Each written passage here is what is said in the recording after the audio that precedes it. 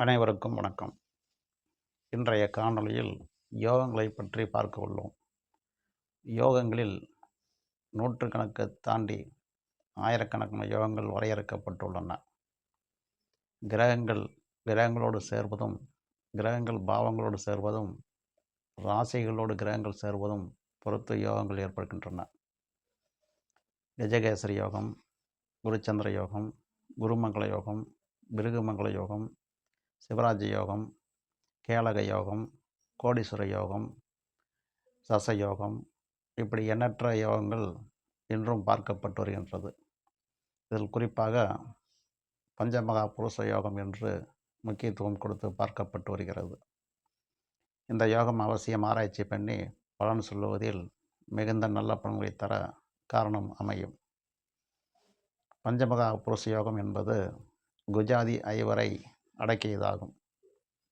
முன்னிரண்டு சூரிய சந்திர கிரகங்களையும் கடைசி 2 ராகு கேதும் நீங்களாக இடைப்பட்ட செவ்வாய், புதன், குரு, சுக்கிரன், சனி, இந்த 5 கிரகங்கள் குஜாதி ஐவர் என்று சொல்லக்கூடிய அமைப்புகளில் இந்த யோகங்களை ஆய்வு செய்ய இருக்கின்றோம்.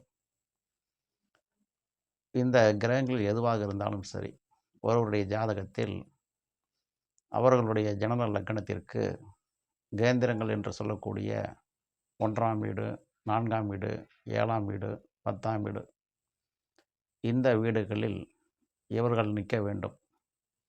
நின்றது மட்டுமல்லாமல் ஆட்சி பலத்தை பெற வேண்டும். ஆட்சி பலம் இல்லாவிட்டால் உச்ச பலத்தை பெற வேண்டும். உதாரணத்திற்கு மேச லக்னம் என்று வைத்துக்கொள்வோம். லக்னத்திலேயே செவ்வாய் இருந்தால் அதற்கு பஞ்சமகா புருஷ யோகத்தில் ருஷக யோகம் என்று பெயர்.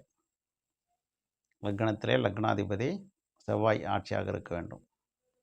இதே 10ஆம் வீட்டில் இருக்குன்னு வைங்க, அப்போ உச்சம் பெறுகிறார். அப்போ அதுவும் கேந்திரஸ்தானம். அப்போ இது இந்த மாதிரி இருக்கிறதுக்கு பஞ்சமகா புருஷ யோகத்தில் ருஷக யோகம் என்று பெயர்.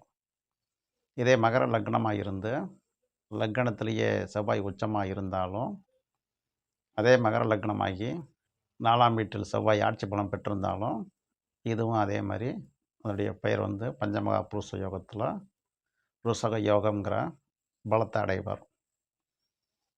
இந்த பலம் அடைஞ்சால் என்ன பலன் கிடைக்கும் அப்படின்னு பார்த்தீங்கன்னா, இப்போ கேந்திரம்னு சொன்னாலே ஒரு பலம், ஆட்சி பலத்துக்கு நிகரான ஒரு பலம் தான் கேந்திர பலம்.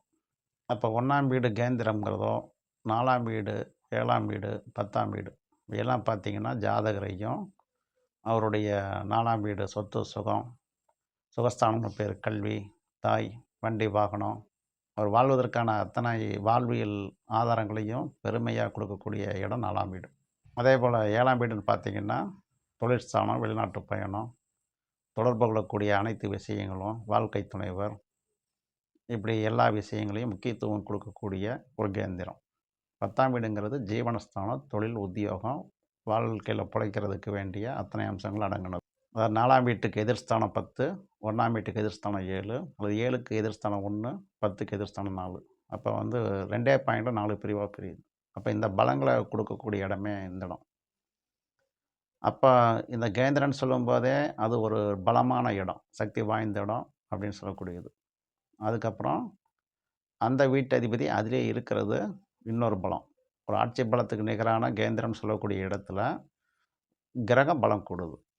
அப்போ கிரக பலமும் பவர்ஃபுல்லாக முழுமையாக உட்காருது, பாவ பலமும் பவர்ஃபுல்லாக முழுமையாக உட்காருது, ரெண்டும் இணையுது. இதுக்கு மேலே அந்த கிரக காரகத்தினுடைய குணநலன்களும் வலிமை பெறும். இந்த 3 இணைப்புகளும் சேர்ந்ததே ஒரு யோகம்னு சொல்லக்கூடிய சக்தி வாய்ந்த ஒரு அர்த்தமாக மாறுது. இப்போ உதாரணத்துக்கு சுபக்கிரகங்கள் பலம் பெறும்போது, சுபஸ்தானங்களாக வீடாக இருந்து, கேந்திரமாக இருந்து, சுபத்துவம், லக்கின சுபர் அல்லது இயற்கை சுபர், அப்படி சுபத்துவம் உடையும் போது அதுக்கு ஒரு விதமான நல்ல பலன் கொடுக்கும். அதுவே லக்கின பாபர், இயற்கை பாபர், அந்த மாதிரி அதுக்கு ஒரு பலன் கொடுக்கும். அப்போ பார்த்திங்கன்னா இந்த செவ்வாயின்னு சொல்லும்போது ஒரு பாப கிரகம்தான். அப்போ மேசம் வீடுங்கிறது ஒரு பாப ராசி தான். சனி வீடு எடுத்துக்கிட்டாலும் ஒரு பாப ராசி, பாபருடைய வீடு, அது செவ்வாய் அங்கே உச்சம் பெற்றாலும் பாவ கிரகம்தான். அப்போ இந்த இடத்துல பார்த்தீங்கன்னா கெடுபலனை தான் கொடுக்கணுங்கிற மாதிரி அர்த்தம் வந்தாலும், இந்த பஞ்சமகா புருஷ யோகா அமையும் போது கெடுபலன் ஒரு பக்கம் கொடுக்கும், நான் நல்ல பலன் மிகையாக நிறையா கொடுக்கும். அது என்னங்கிறது பார்க்கும்போது, ஒரு உதாரணத்துக்கு நம்ம 1, 4, 7, 10 4 கேந்திரங்களுக்கும் விளக்கமாக சொல்லாட்டியும் கூட, ஒரு பாவத்துக்கோ 2 பாவத்துக்கோ சொன்னால் நீங்கள் புரிதல் உங்களுக்கு வந்துடும். இப்போ மேச லக்னம்னு வச்சுக்குவோம். அப்போ லக்னத்தில் வந்து செவ்வாய் வந்து லக்னத்துக்கு 10ஆம் வீட்டில் உச்சபலம் பெறாரு.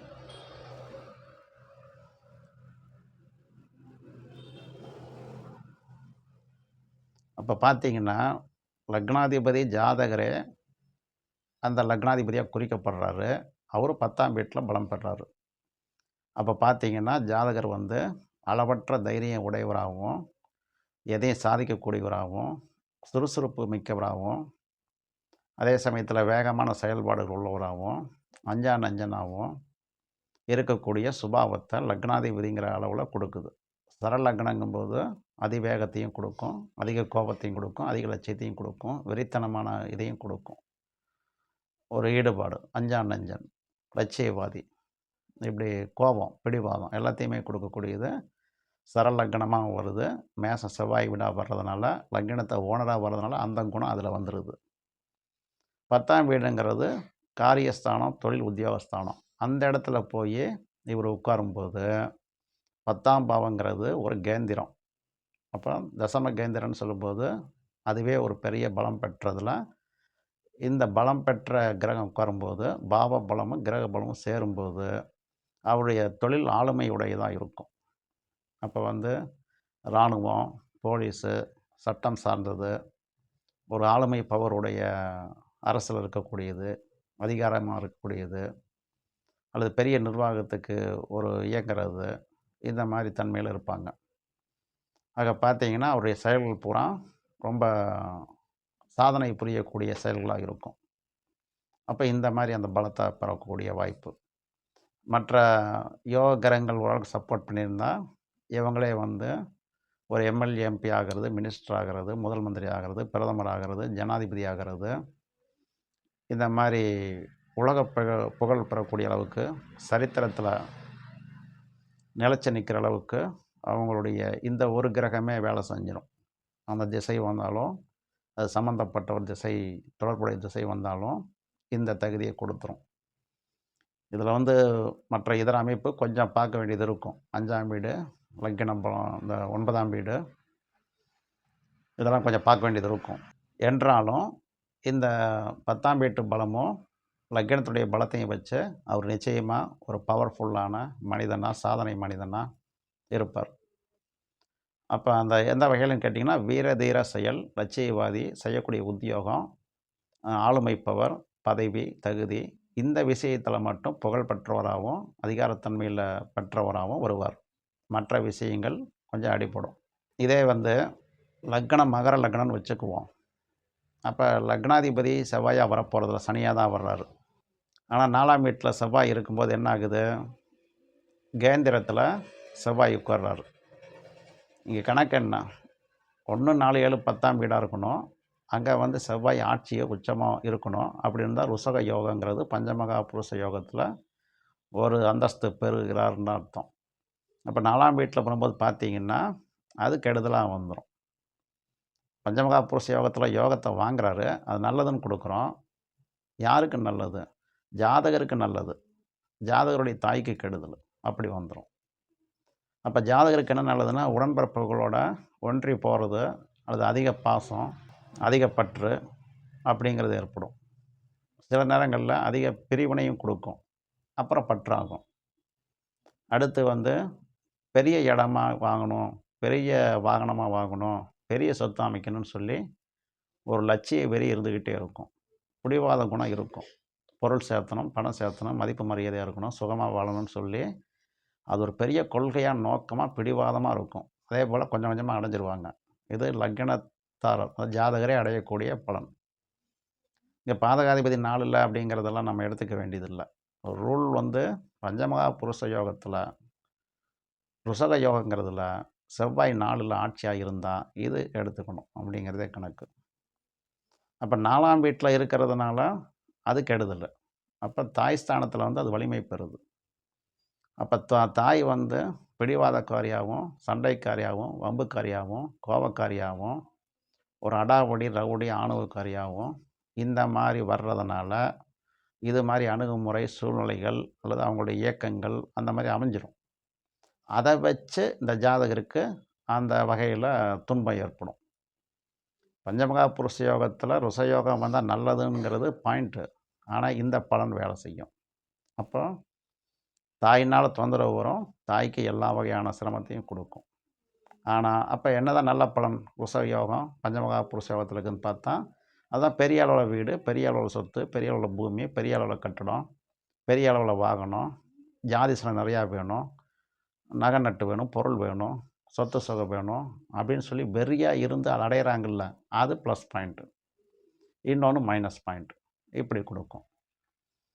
இப்போ இந்த இடத்துல வந்து ருஷக யோகத்தில் பஞ்சமகா புருஷ யோகத்தில் ருஷக யோகங்கிற நிலையில் இந்த அமைப்புகளை சொல்கிறோம். இதே செவ்வாய் தனித்து இருந்தாலும் இந்த பலன் உண்டு. கூட கிரகங்கள் இருந்தாலும் உண்டு. காரணம் 1, 4, 7, 10 இருக்கணும். ஆட்சி உச்ச பலம் பெறணும். இந்த ரூலுக்கு இது. கூட கலக்கக்கூடிய கிரகங்களுக்கு, பார்க்கக்கூடிய கிரகங்களுக்கு அதுக்கு தக்கன பலன்களை வந்து அதிகரிக்கவோ குறைக்கவோ இடம் உண்டுங்கிறதானே தவிர இப்பலன் இல்லைங்கிறதுக்கு இடம் கொடுக்காது. அந்த கணக்கில் இந்த பஞ்சமகா புருஷ யோகம் கணக்கு. அப்போ என்னென்னு கேட்டிங்கன்னா, ராசி என்ன ராசி, அந்த ராசியின் குணம், தாது மூலம் ஜீவன், அந்த ராசியின் குணம், ஆண் ராசி பெண் ராசி, சரம் ஸ்திரம் உபயம், இதனுடைய குணநலன்கள்.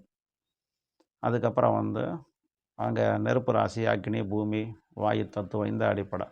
அப்போ இந்த மாதிரி ராசி காரகத்துவத்துடைய தன்மைகளை ஓங்கி விருத்தி அழுத்தமாக கொடுக்கும்.